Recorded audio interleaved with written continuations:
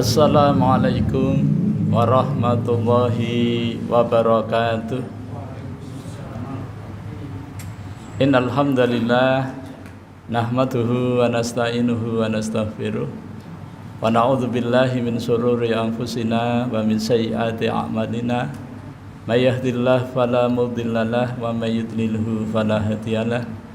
Asyhadu an la ilaha illallah wahdahu la syarikalah wa asyhadu anna Muhammadan abduhu wa rasuluh la nabiyya wa la rasula ba'dah.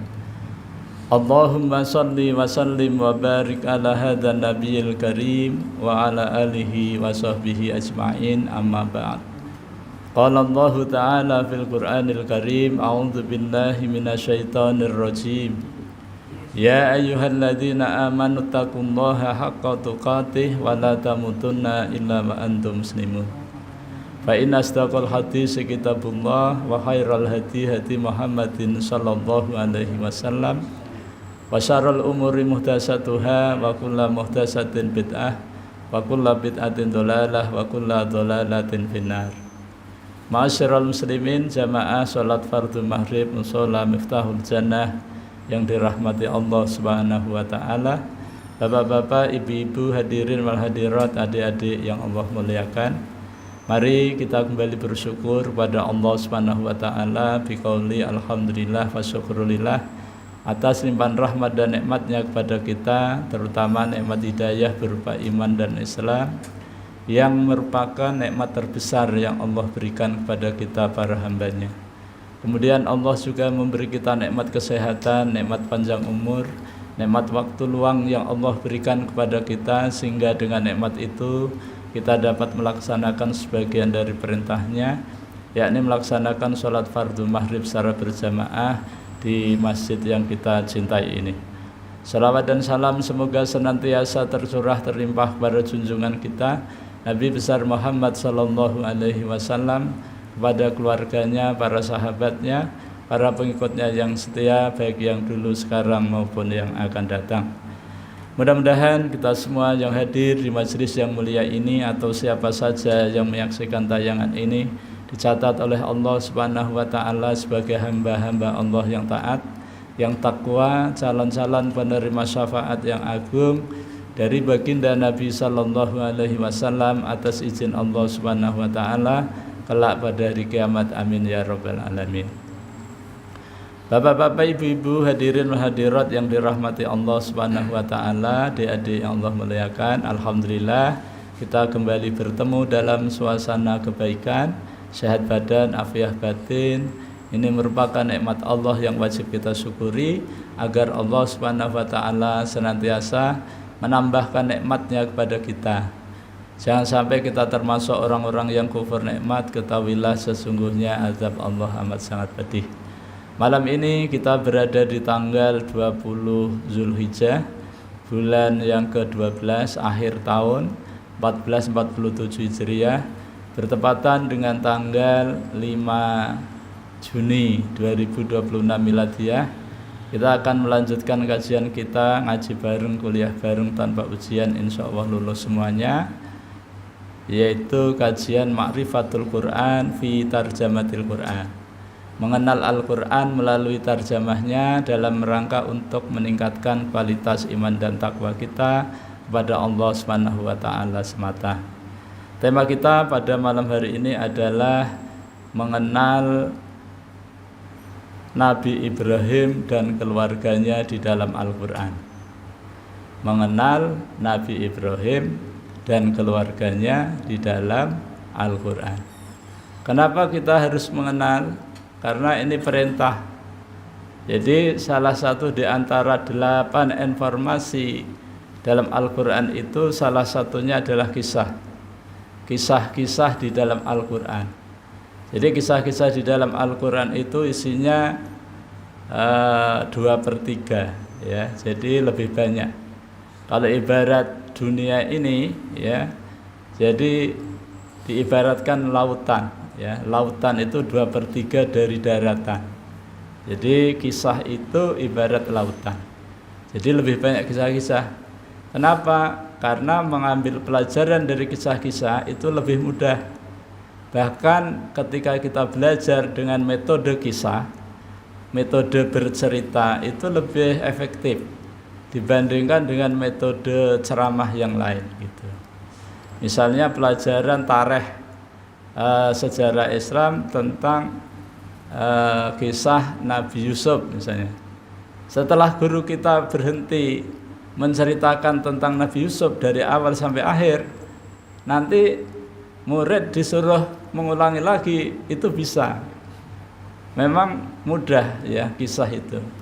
Makanya kita juga perlu mengenal Nabi Ibrahim walaupun ini bukan dalam bentuk kisah gitu ya. Ya sebagian-sebagian. Kenapa? Karena di dalam Al-Quran itu ada perintah cuma 2 orang.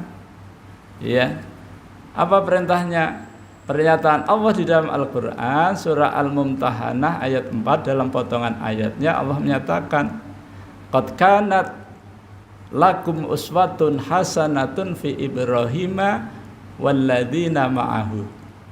Allah mengatakan sungguh telah ada suri tauladan yang baik ya pada diri Ibrahim dan orang-orang yang mengikutinya.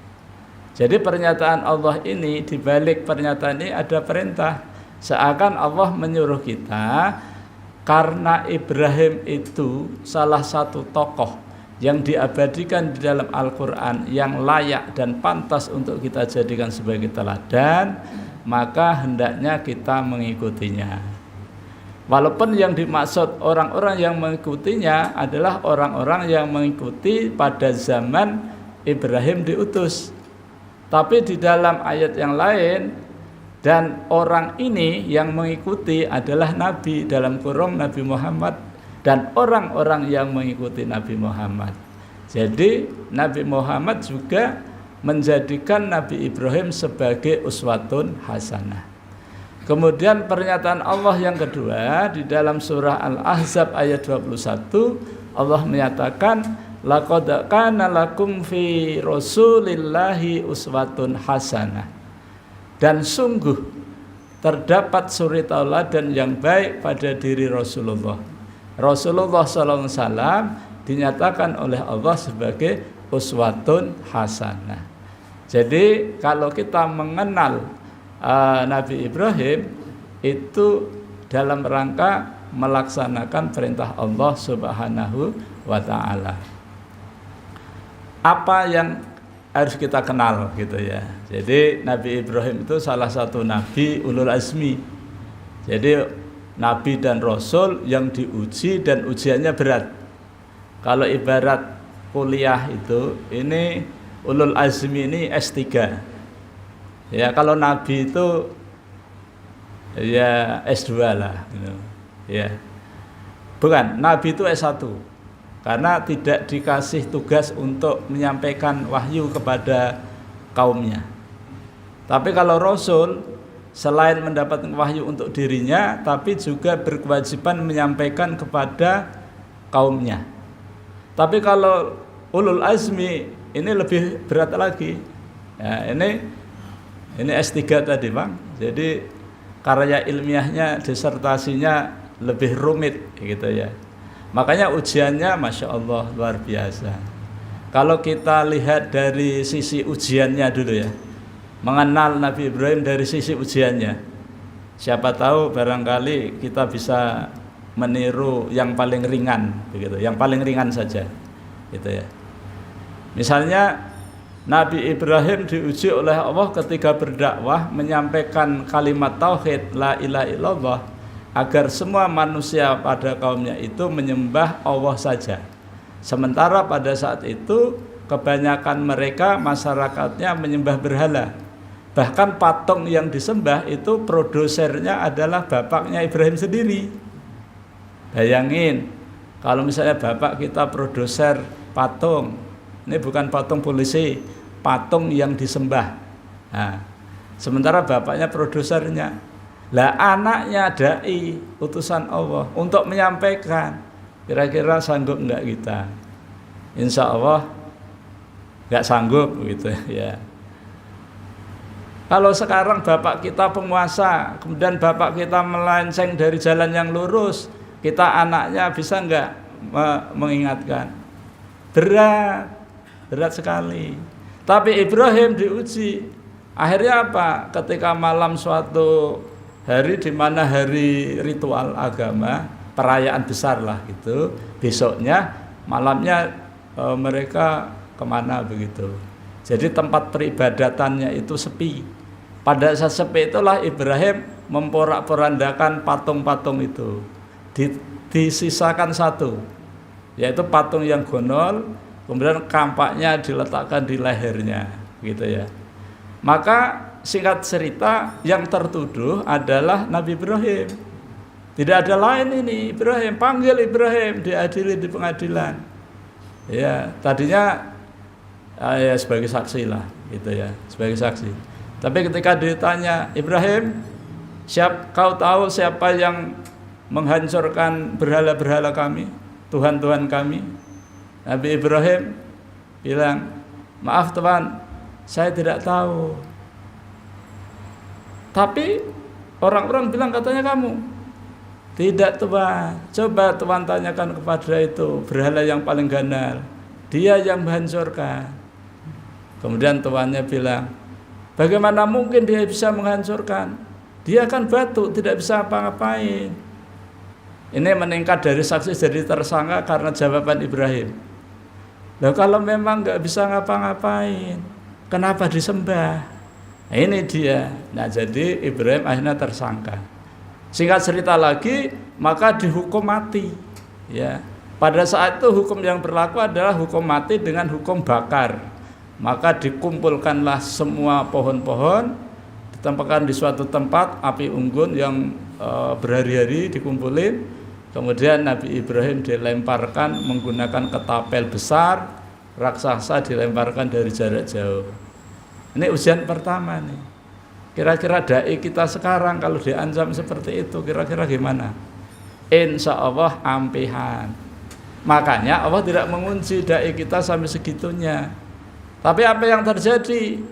Kalimat apa yang diucapkan dari seorang Ibrahim ketika ditawarkan berbagai macam pertolongan, mulai para malaikat, malaikat yang lain, malaikat penjaga bumi, malaikat penjaga gunung, malaikat penjaga langit, bahkan malaikat Jibril datang menawarkan pertolongannya. Tapi Nabi Ibrahim menolak dengan halus.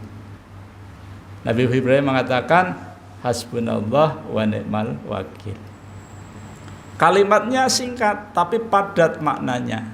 Jadi kalau kita renungkan kalimat itu, Masya Allah, luar biasa. Makanya ketika kita dihadapkan suatu persoalan yang pelik, kemudian kita ucapkan hasbunallah wa ni'mal wakil, cukuplah Allah sebagai wakil. Nah, bahasa Indonesia wakil juga. Wakilnya Pak Haji siapa? Anggota dewan ya, Dewan Perwakilan Rakyat. Nah, wakil. Pak Fahir wakil pian? Daerah, di provinsi, di pusat ada wakil. Tapi jangan salah memilih wakil. Wakil itu harus lebih hebat daripada yang mewakilkan. Kita ini dikasih kesempatan oleh Allah untuk menjadikan Allah sebagai wakil kita. Kita perlu apa saja, Allah Maha Kuasa atas segala sesuatu. Perlu apa aja, mau membangun setinggi apapun mudah bagi Allah. Ya, itu Pak Lurah itu mau membangun nggak selesai-selesai, minta kepada yang Maha Kaya. Insya Allah bablas selesai, ditambah tahajud Pak, minta. Nah, insya Allah, ya kan. Nah, tapi Nabi Ibrahim menghadapi hal tersebut cukup hasbunallah wa ni'mal wakil.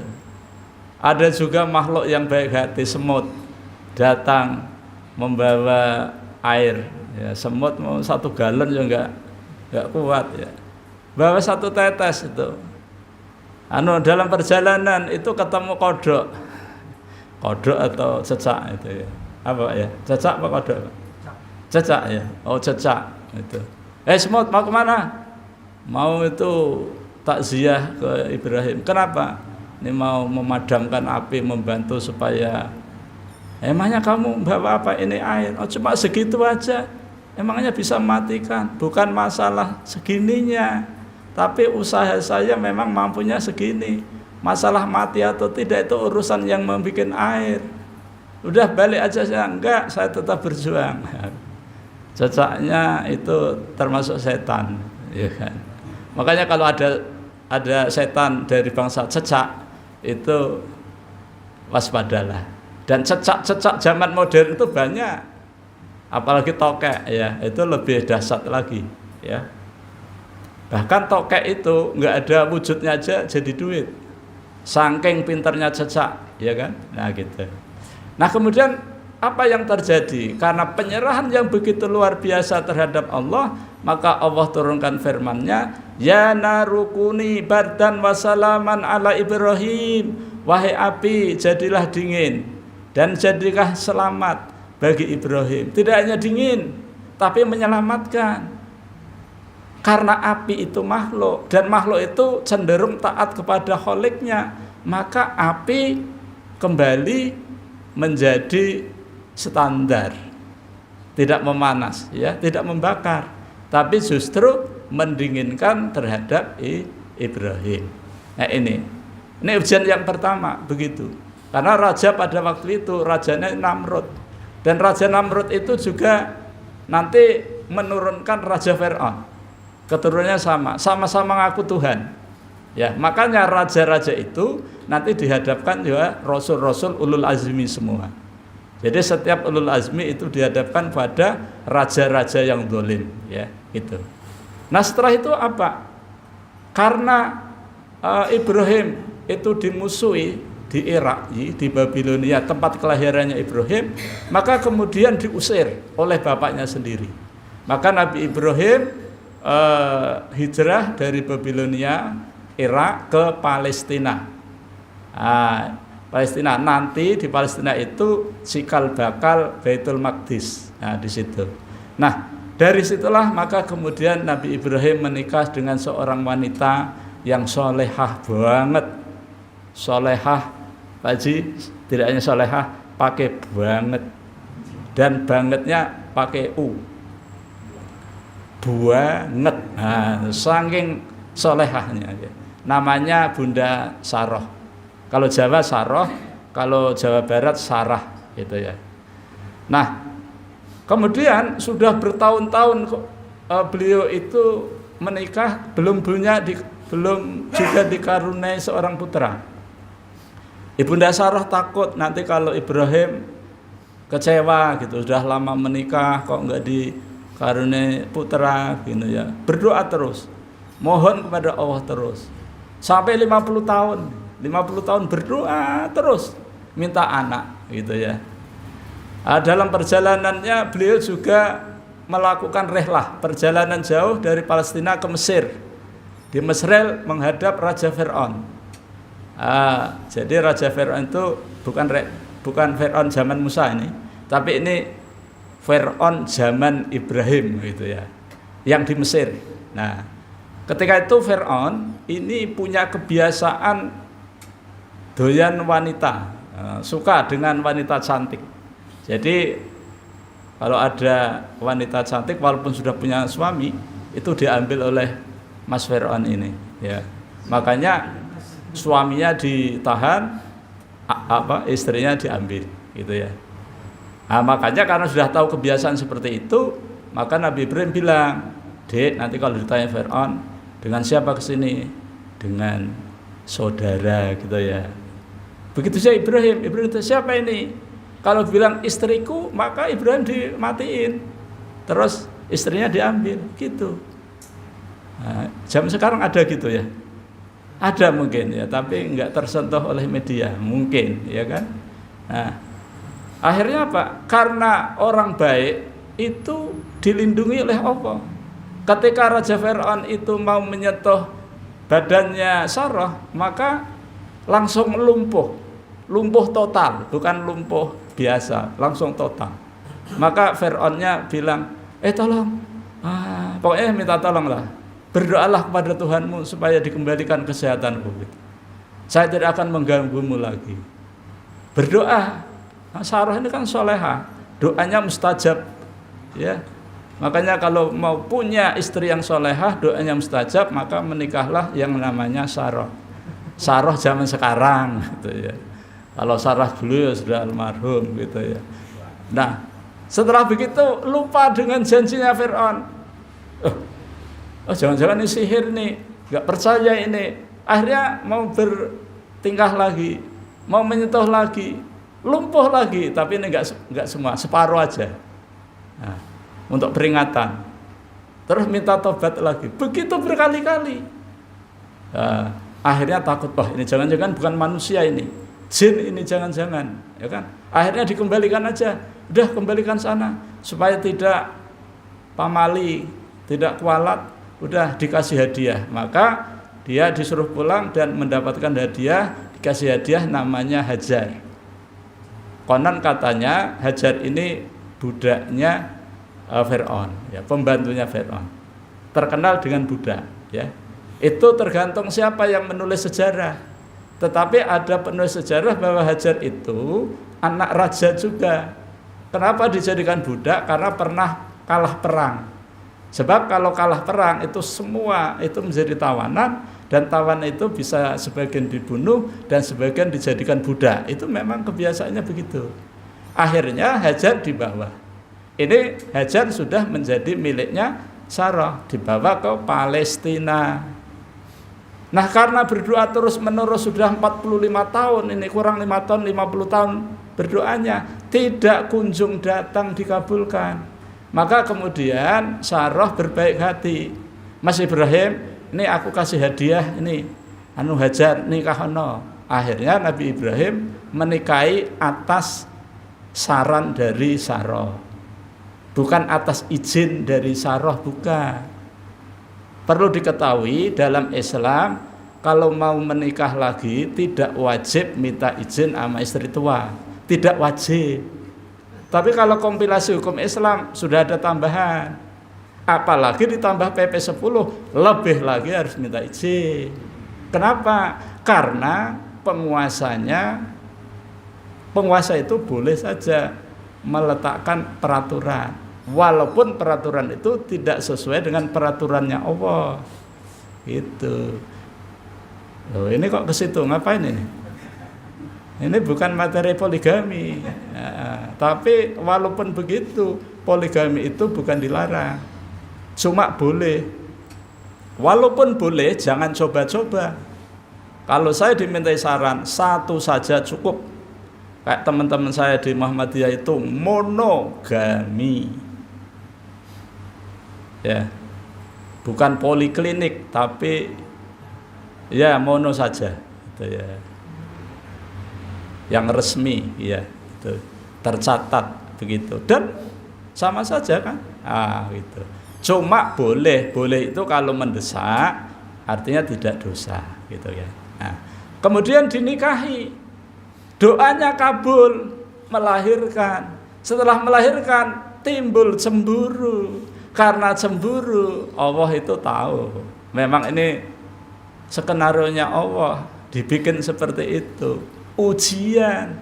Ayo, Nabi Ibrahim diuji, istri tua cemburu dengan istri muda, sementara istri mudanya yang baru saja berjuang sudah punya anak, takut cintanya berkurang. Itu kekhawatiran seorang laki-laki, seorang perempuan, ya. Ini perlu diketahui, ini ilmu baru Pak Haji. Perbedaan laki-laki dan perempuan. Laki-laki itu dikasih Allah 9 akal 1 nafsu. Nah, 9 akal, nafsunya satu tok. Kalau perempuan itu dikasih 1 akal 9 nafsu. Jadi nafsunya laki-laki dengan perempuan itu besar perempuan. Akalnya itu lebih kecil daripada laki-laki. Tapi kenyataannya yang cerdas, yang pintar itu banyak perempuan. Kenapa?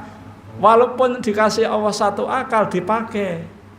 Kalau yang laki-laki walaupun dikasih 9 akal, bukan dipakai, malah tukang ngakalin, ya kan? Ngakalin wanita, ya kan? Gitu.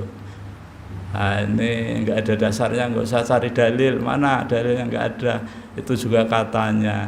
Nah sekarang ini yang asli, ya, yang asli. Allah kemudian menguji, ya, menguji kepada Ibrahim dan keluarganya.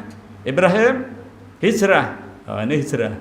Bawa istrimu Hajar dan anakmu yang baru lahir beberapa hari ke Bakkah, oh sana, di sana kira-kira jaraknya dari Baitul Maqdis Palestina ke Mekah berapa ribu kilo?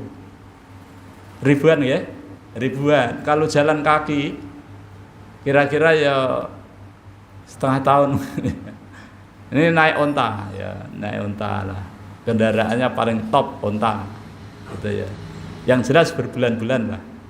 Nah, ini rehlah dalam rangka bukan rekreasi zaman sekarang, nyaman naik pesawat gitu. Waduh, masya Allah. Di situ kanan kiri bukannya jalan tol, tapi hutan belantara, bukan hutan.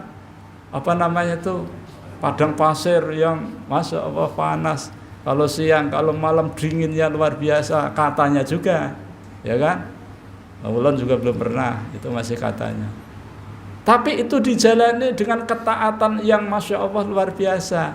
Maka kemudian dijalaninya sampai di sana sesuai dengan petunjuknya Allah. Maka ini di Quran surah Ibrahim ayat 37 ya. 37 Allah SWT berfirman, a'udzubillahi minasyaitonirrajim. Ini baru ngaji ini. Karena tanda-tanda ngaji itu ada ayatnya, ini baru ayat ya. Rabbana inni askantu min dzurriyyati biwadin ghairi dzi zar'in inda baitikal muharram Rabbana liyuqimus sholata faj'al af'idatan minan nas tahwi ilaihim warzuqhum minas samarati la'allahum yashkurun.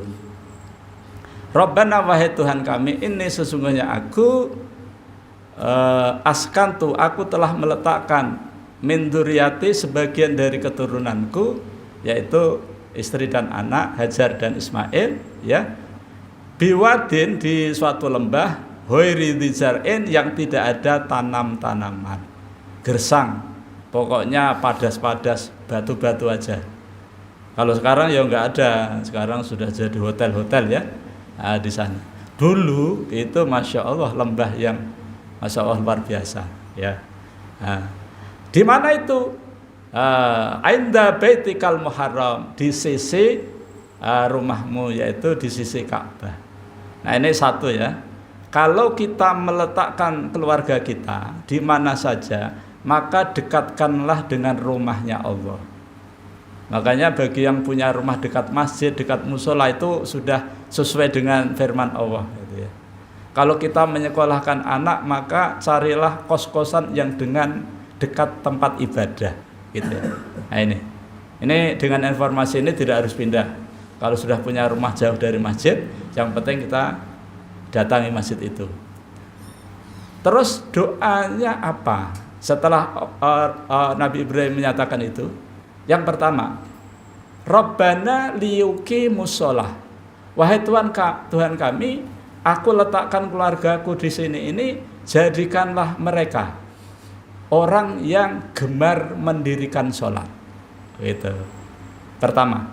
Yang kedua, faja'al af'idatan minan nas tahwi ilaihim, dan jadikanlah orang-orang yang cenderung kepada keluargaku, yang responnya bagus terhadap keluargaku di sana ya, gitu. Yang ketiga, warzuquhum minas samarati, dan berikanlah mereka samarot. Kalau diterjemahkan di Departemen Agama itu samarot diterjemahkan buah-buahan.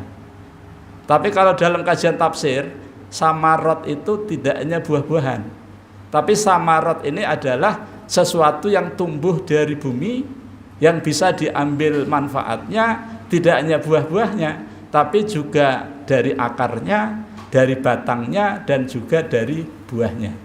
Misalnya pohon pohon singkong. Pohon singkong itu diambil akarnya. Ya, bawang diambil dari akarnya. ginseng diambil dari akarnya, ubi jalar dari akarnya. Terus apa lagi yang dari akarnya? Ya, itu. Ada yang diambil manfaatnya dari pohonnya. Tebu diambil dari batangnya. Diambil bahan untuk bikin apa itu? Gula, ya, gula tebu. Kemudian kayu sengon diambil sebagai bahan bikin kertas dan yang lainnya. Kemudian ada pohon mangga. Pohon mangga itu diambil buahnya, namanya buah mangga. Ada buah pisang, ada buah kelapa dan lain sebagainya. Pohon kelapa, pohon kurma itu diambil dari pohonnya. Pohonnya dipakai untuk jembatan zaman dulu, ya gitu. Jadi manfaatnya luar biasa. Itu namanya samarot. Tapi untuk mempermudah, samarot itu adalah buah-buahan, ya. Ada samarot yang diambil manfaatnya dari daunnya, yaitu sayur mayur. Ada samarot yang diambil dari bunganya, ada semua. Jadi Nabi Ibrahim itu visioner, jadi memikirkan masa depan, bertanggung jawab, ya, meletakkan keluarganya di situ. Nah, kemudian apa tujuannya? La'allahum yashkurun, agar mereka termasuk orang-orang yang bersyukur. Nah, gitu. Nah, setelah itu maka Allah Subhanahu wa taala menguji lagi. Menguji lagi apa? Ibrahim, tinggalkan anak dan istrimu di situ. Temui istrimu. Suruh menemui istri tua.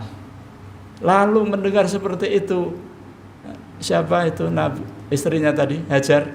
Mas Ibrahim, kenapa engkau tinggalkan aku, Mas? Apakah engkau tidak tega? Aku berdua cuma nggak ada siapa-siapa ini. Makanan tinggal sedikit, air tidak ada, tinggal sedikit.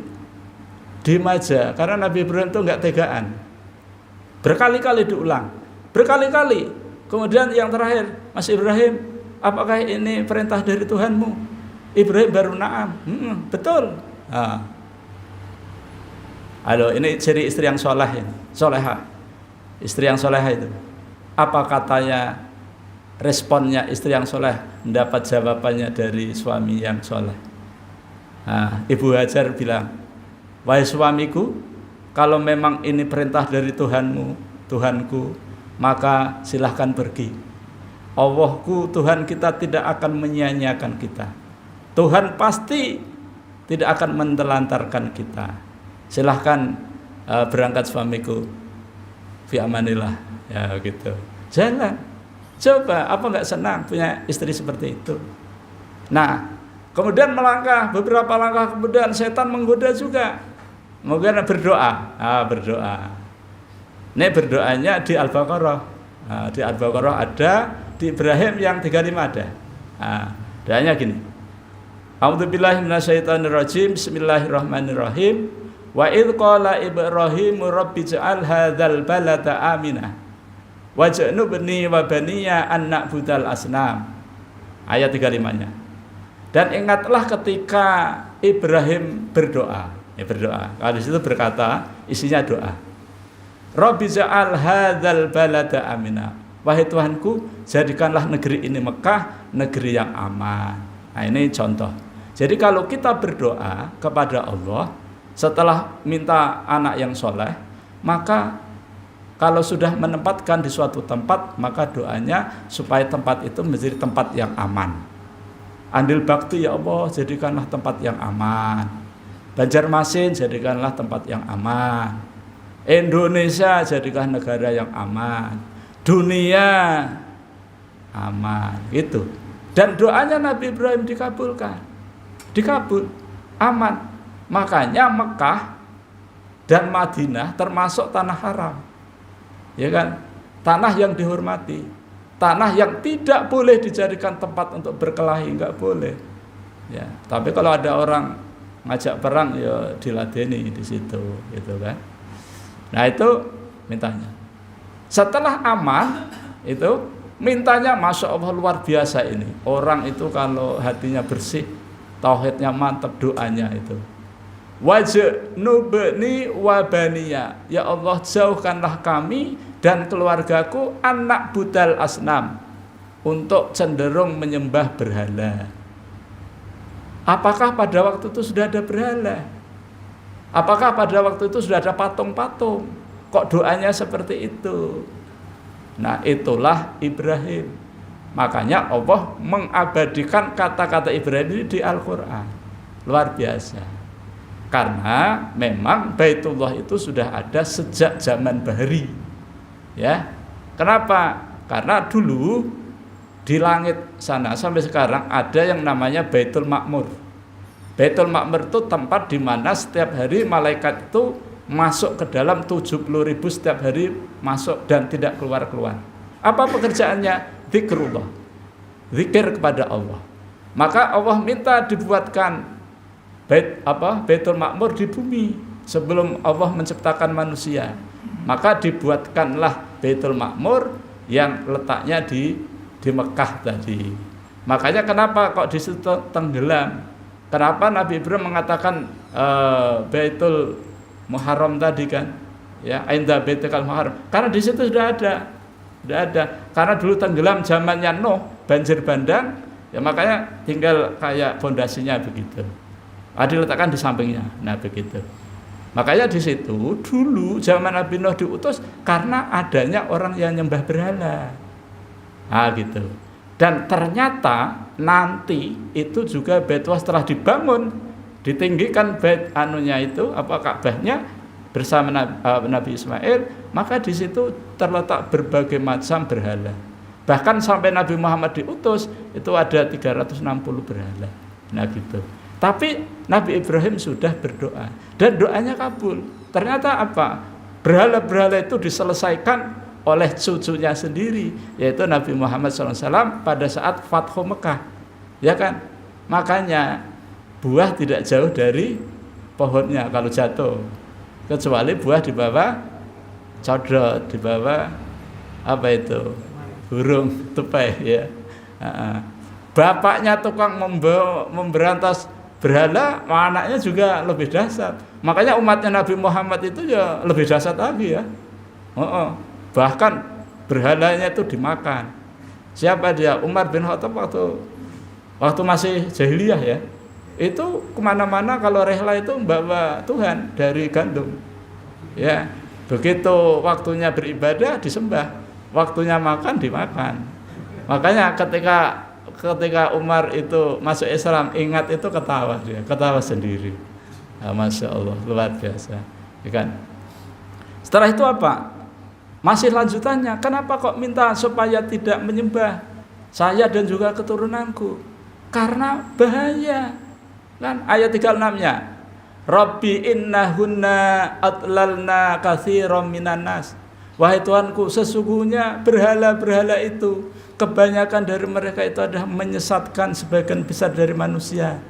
Faman tabi'ani fa innahu minni. Maka barang siapa yang mengikuti aku, sesungguhnya dia adalah golonganku. Waman asoni, nah ini Ibrahim kata-kata luar biasa. Tapi kalau yang maksiat kepadaku, wa innaka ghafurur rahim, maka sesungguhnya engkau maha pengampun. Nah ini. Jadi Masya Allah luar biasa, bapaknya begitu. Nanti cucunya Masya Allah dahsyat lagi. Nabi Muhammad itu kalau diremehkan orang, dicela oleh orang, makin dicela, makin sayang Nabi Muhammad itu. Makanya ya Nabi Muhammad itu adalah pemegang akhlak yang paling luar biasa, ya kan? Mudah-mudahan kita bisa meneladaninya. Bapak-bapak, ibu-ibu, hadirin hadirat yang dirahmati Allah SWT, adik-adik yang Allah muliakan, doanya Nabi Ibrahim tentang anak soleh ada di surah As-Saffat, surah yang ke-37 ayat 100. Rabbi hablni minas sholihin, wahai Rabb kami, hadiahkanlah kepadaku anak yang soleh. Jadi kalau berdoa, ikuti doanya Nabi Ibrahim, minta anak yang soleh. Nah, kalau sekarang cita-citanya apa? Sekolah tinggi supaya jadi insinyur. Zaman dulu ya, Pak Fahir ya. Zaman saya itu, sekolah, ya nanti supaya jadi insinyur. Kan zaman dulu kan nggak ada gelar yang paling keren kecuali insinyur. Soekarno aja IR, ya kan, insinyur, ya. Nah, karena dulu kalau insinyur itu luar biasa, sulit untuk mendapatkan gelar insinyur itu. Kalau sekarang ya nggak ada ya, nggak ada lagi ya malah. Walaupun beli semahal apapun sudah nggak ada, sudah ditutup produknya. Yang ada ya sarjana teknik gitu ya, teknik apa. Tapi kalau ijazah yang palsu ada ya Pak? Ya ada ya, insinyur tapi palsu kan. Tahunnya bisa direret-ret gitu ya. Tapi oh iya, nggak usah ya, yang asli aja. Aduh, ini Pak Haji ini ya majelisnya kok ngorek palsu ya, begitulah ya kan. Iya. Jadi kalau berdoa minta anak yang orang yang soleh. Itu orang tua kita nyekolahkan cita-citanya supaya jadi dokter, supaya jadi polisi, supaya jadi tentara. Enggak apa-apa sih. Tapi itu dunia. Tapi kalau doanya Ibrahim soleh, kalau soleh itu dunia akhirat. Ya. Jadi orang yang soleh itu luar biasa. Ketika Nabi Ibrahim diuji lagi ujiannya yang selanjutnya, ketika Nabi Ibrahim sudah mulai bisa diajak bekerja sama, perintah Ibrahim, datangi anakmu yang kau cintai. Kau masih cinta pada dia apa cinta padaku sama atau lebih? Udah, sembelih. Itu korban. Itu akhirnya datang. Tapi ya bapaknya kan bijaksana. Ya, wahai putraku yang tercinta, saya itu di dalam mimpi itu mendapat informasi menyembelihmu. Bagaimana pendapatmu? Gitu. Ya, beberapa hari yang lalu kan kita menyembelih kan, hari korban itu kan. Ya, banyak yang cerita tentang ayat-ayat ini. Lalu anak soleh apa jawabannya? Ini anak soleh ini, ya kan? Ya abatif'al. Ya abatif'al saat apa tadi? Wahai ayahandaku yang tercinta, laksanakan apa yang menjadi perintah Tuhan. Insya Allah engkau akan mendapati aku termasuk orang yang sabar. Bukan orang yang soleh, tapi orang yang sabar.